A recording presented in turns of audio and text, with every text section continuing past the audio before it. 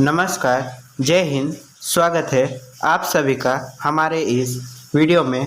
ये वीडियो झारखंड सर्वजन पेंशन योजना के लाभुकों के लिए है जो अभी नया आवेदन करने का सोच रहे हैं या फिर जिनका 50 वर्ष या फिर 60 वर्ष इस साल पूरा हो रहा है। कौन कौन है जो पेंशन के हकदार, उनके लिए ये वीडियो है। वृद्धा पेंशन, विधवा पेंशन और दिव्यांग पेंशन के जो नए लाभुक बनने वाले हैं उनको फॉर्म 2025 में किस तरह से फिल करना है हम फिल करके अच्छे से आपको बताएंगे, ताकि कोई भी आप गड़बड़ ना करो और सही सही फिल करके जमा दो, ताकि आपका पेंशन एक्सेप्ट हो जाए और आपके खाते में पेंशन की राशि हर महीने आते रहे। देखिए, आवेदन से लेकर जो अंत तक A to Z पूरा जानकारी इस वीडियो में दिया जाएगा, तो स्किप ना करके चलिए देखते हैं। ये जो फॉर्म हम आपको भर कर दिखाने वाले हैं, ये फॉर्म जो राज्य सरकार के द्वारा पेंशन दिया जाता है उसी से रिलेटेड फॉर्म है, क्योंकि जो नेशनल यानी कि केंद्र सरकार द्वारा जो इंदिरा गांधी पेंशन दिया जाता है उसके लिए कोई और दूसरा फॉर्म हो सकता है। आप अपने ब्लॉक में जा कर के पूछ सकते हो।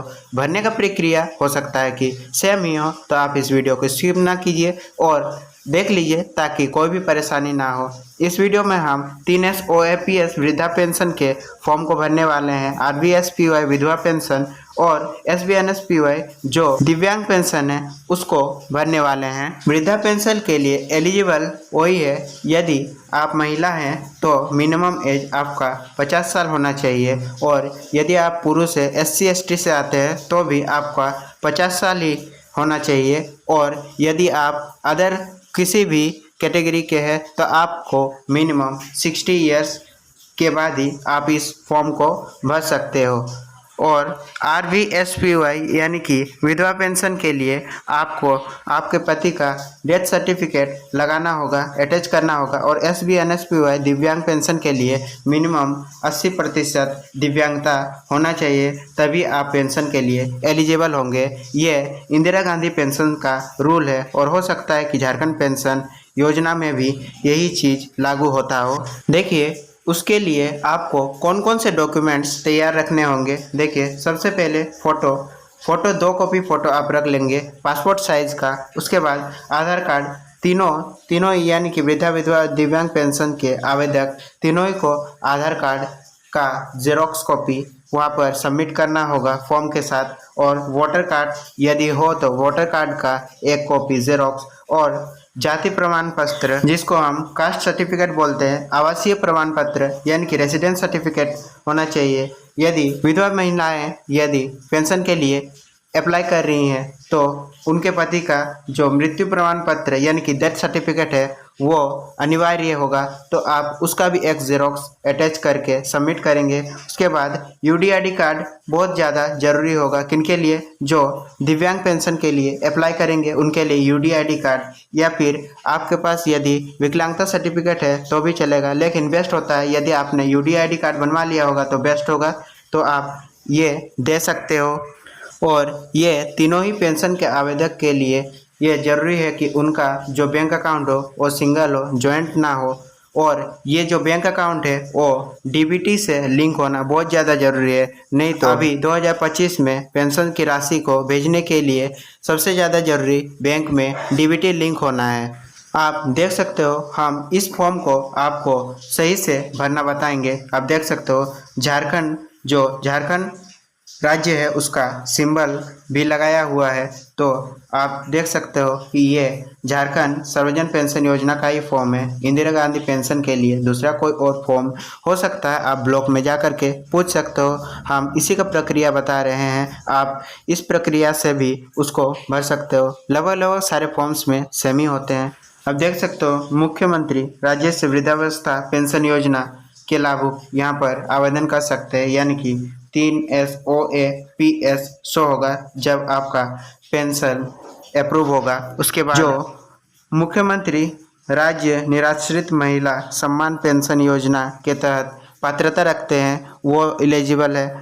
स्वामी विवेकानंद निःशक्त स्वावलंबन प्रोत्साहन पेंशन यानी कि जो दिव्यांग पेंशन SBNSPY दिया जाता है वो इसी का अंतर्गत आता है। और HIV एड्स पीड़ित व्यक्ति सहायक पेंशन योजना यदि कोई भी आवेदक यदि HIV या फिर एड्स से पीड़ित है तो वो भी इस पेंशन के लिए अप्लाई कर सकते हैं। सबसे पहले तो आपको इस फॉर्म में अपना एक कॉपी फ़ोटो को चिपका देना है और एक कॉपी अपने साथ रखना है, ताकि हो सकता है कि वहाँ पर मांगा जाए तो आप 2 कॉपी कम से कम रख लीजिए। देखिए, सबसे पहले हम आपको खंड क को भरना बताएंगे। आवेदक या आवेदिका द्वारा भरा जाएगा, ये आपको स्वयं भरना है। देखिए, यहाँ पर आवेदक या आवेदिका का नाम, आपका जो भी नाम होगा आप यहाँ पर अपना नाम लिख देंगे। आप हिंदी या अंग्रेजी जैसे भी आप लिख सकते हो। यहाँ पर देखिए, आधार के अनुसार होना चाहिए। आधार में यदि कोई और है या फिर आप यहाँ पर कुछ और फिल कर रहे हो तो आपका पेंशन को अप्रूव नहीं किया जाएगा, रिजेक्ट कर दिया जाएगा। तो मेक श्योर आपको आधार के अनुसार ही डिटेल्स को सही सही फिल करना है। यहाँ पर आपको पिता या फिर पति का नाम दे देना है। नीचे आवेदक या आवेदिका का पूरा पता दे देना है। आप जहाँ पर भी अभी रह रहे हो वहाँ का पता आपको देना है। मकान संख्या, यदि आपका हाउस नंबर मकान का यदि नंबर है तो आप यहाँ पर दे देना। आप ग्राम कौन से विलेज से हो आप अपना ग्राम दे देना। यहाँ पर आपका मोहल्ला दे देना। यहाँ पर नीचे आप देख सकते हो पंचायत का नाम आप दे दोगे। यदि आप शहरी इलाके से हो, सिटी में हो, तो आपका वार्ड होगा, आपका जो भी वार्ड हो वार्ड का नाम दे दोगे। और आपका पोस्ट ऑफिस, जिस भी एरिया में आप अपना पोस्ट ऑफिस का नाम दोगे। और यहाँ पर आपका प्रखंड दे दोगे। प्रखंड को देने के बाद आप यहाँ पर आपके पास में जो भी थाना होता है, पुलिस स्टेशन, यहाँ पर आप अपने थाना का नाम दे दोगे। यहाँ पर आपका जिला का नाम दे दोगे। झारखंड के 2400 जिलों में से आप जिस भी जिले में रहते हो आपका जिला का नाम दे दोगे। और यहाँ पर आपका जो एरिया का पिन कोड है उस एरिया का पिन कोड आप सही से फिल कर दोगे। यहाँ पर आपको फिल करना है, आप यदि पुरुष हो तो पुरुष फिल करोगे, यदि आप महिला हो तो महिला फिल करोगे। और इस जगह पर देखिए आप अपने अनुसार टिक कर देंगे। कोटि, अनुसूचित जाति, अनुसूचित जनजाति, भूमिहीन, दिव्यांग या फिर सामान्य या फिर अन्य, आप जिस भी कैटेगरी से हो आप उस हिसाब से टिक करोगे। आवेदन पत्र देने की तिथि को उम्र, यानी कि आप जिस समय इस फॉर्म को फिल कर रहे हो उस समय आपका उम्र क्या हो रहा है। यदि आपका उम्र 25 साल हो रहा है तो आप 25 साल सेलेक्ट करोगे। 30 साल हो रहा है तो 30 साल वहाँ पर लिखोगे। जिस हिसाब से आपका उम्र है उस हिसाब से आपको फॉर्म में सही सही फिल कर देना है।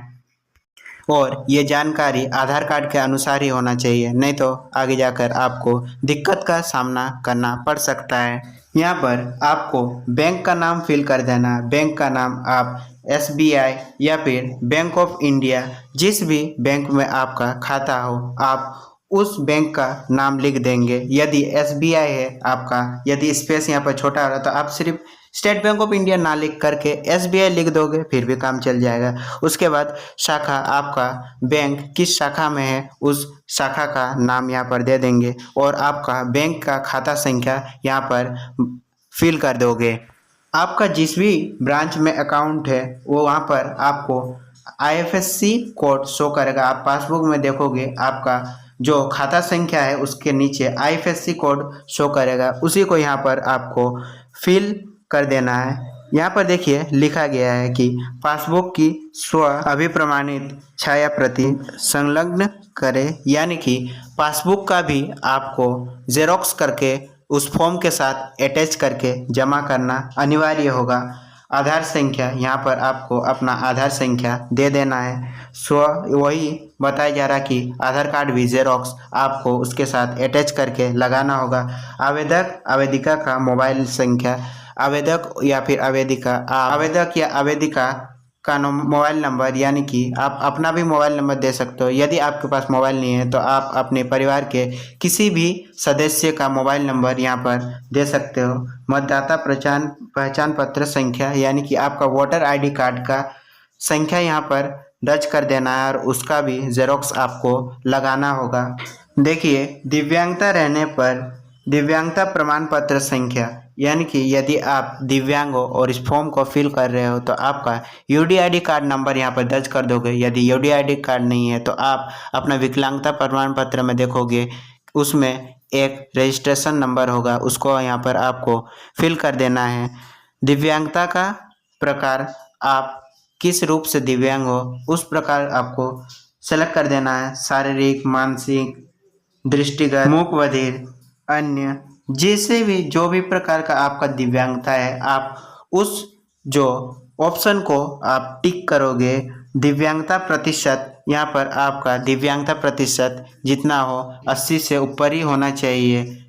ऐसा इंदिरा गांधी पेंशन में मैंडेटरी है, लेकिन झारखंड पेंशन का आप एक बार ब्लॉक में जाकर के पूछ लेना। आप अपना जो दिव्यांगता प्रतिशत है यहाँ पर टाइप कर दोगे, यानी कि लिख दोगे, और आपको दिव्यांगता प्रमाण पत्र का यहाँ पर जेरोक्स कॉपी भी लगाना होगा जमा करने टाइम। यदि आप विधवा महिला हैं और इस पेंशन को अप्लाई कर रहे हो तो आपको आपके पति का जो मृत्यु प्रमाण पत्र है उसका संख्या यहाँ पर जो रजिस्ट्रेशन संख्या है यहाँ पर दर्ज करना होगा, और मृत्यु प्रमाण पत्र का भी जो जेरोक्स का एक कॉपी इस फॉर्म के साथ आपको अटैच करना होगा।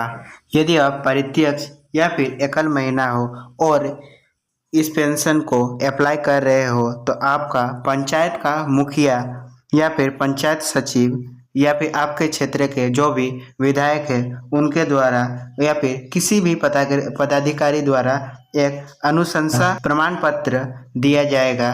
उस प्रमाण पत्र को आपको यहाँ पर अटैच करना होगा, तभी आप पेंशन के लिए एलिजिबल होंगे और आपका पेंशन को अप्रूव किया जाएगा। यदि आप HIV पीरियड व्यक्ति हो तो आपको ART या फिर ARD नंबर यहाँ पर दर्ज करना होगा, और उसका ART और ARD जो शो कर रहा है उसका आपको एक जेरोक्स कॉपी भी उसके साथ, यानी कि जो पेंशन फॉर्म के साथ अटैच करके आपको जमा करना होगा। इन सभी डिटेल्स को आप वीडियो को पॉज करके पढ़ सकते हो। फिर लास्ट में आवेदक या आवेदिका, आप जो भी आवेदन कर रहे हो आपका यहाँ पर अंगूठा लगा देना है, या फिर आप यदि सिग्नेचर करने जानते हो तो आप अपना यहाँ पर हस्ताक्षर कर दोगे। और जो खंड ख का जो यहाँ पर जो डिटेल्स फिल करने को बताया जा रहा है ये आपको स्वयं नहीं फिल करना है। यहाँ पर आपका जो क्षेत्र का जांच पदाधिकारी होंगे या फिर मुखिया या फिर पंचायत सचिव, कोई भी आपके क्षेत्र के होंगे, वे इस डिटेल्स को फिल करेंगे, और वे डिटेल्स को फिल करने के बाद यहाँ पर उनका हस्ताक्षर कर देंगे। और खंड ग का जो सेक्शन है इसको प्रखंड और अंचल कार्यालय के मेंबर द्वारा भरा जाएगा, यानी कि इसको आपको कुछ भी नहीं करना है, ये आपका जो सर्कल ऑफिसर है उसके द्वारा भर दिया जाएगा, और फाइनली उनके द्वारा यहाँ पर सिग्नेचर भी कर दिया जाएगा। ये दोनों ही फॉर्म पूरी तरीके से फिल होने के बाद आप जो भी हमने डॉक्यूमेंट्स बताया है इस फॉर्म के साथ आप अटैच करके लगा के सभी को पिन मार करके आप स्टेपल करके वहाँ पर, यानी कि ब्लॉक में आप जमा दे दोगे। आपका 2-3 महीने में, कभी कभार तो 15 दिन के अंतराल ही अप्रूव हो जाएगा और आपके खाते में पेंशन की राशि पहुंचनी स्टार्ट हो जाएगी। वैसे तो ये फॉर्म आपको ब्लॉक में आसानी से मिल जाएगा। यदि फिर भी आपको ये फॉर्म चाहिए होगा तो आप हमें नीचे कमेंट्स करके बता देना। हम इस फॉर्म का लिंक भी नीचे लगा देंगे डिस्क्रिप्शन में, ताकि आप जा करके डाउनलोड करके फॉर्म का जो प्रिंट आउट निकाल करके भर के आप अपने ब्लॉक में जमा कर दे सकते हो। हमारे इस चैनल पर पेंशन से संबंधित सभी प्रकार की जानकारियाँ दी जाती है। फ्यूचर में भी पेंशन से रिलेटेड अपडेट्स टाइमली अगर आप पाना चाहते हैं तो आप हमारे चैनल को सब्सक्राइब कर लीजिए। आपका दिन शुभ हो। धन्यवाद।